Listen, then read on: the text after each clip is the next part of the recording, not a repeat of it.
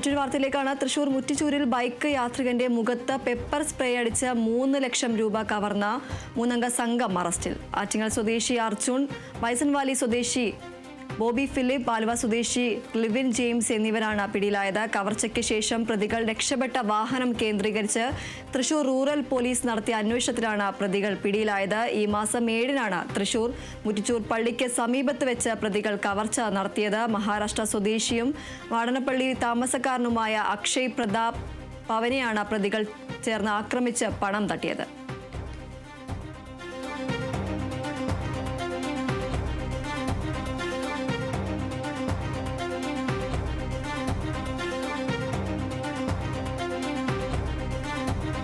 Thrissur മുറ്റിച്ചൂരിൽ bike യാത്രികന്റെ മുഖത്ത് pepper spray അടിച്ച് 3 ലക്ഷം രൂപ കവർന്ന 3-അംഗ സംഘം അറസ്റ്റിലായിരിക്കുകയാണ്.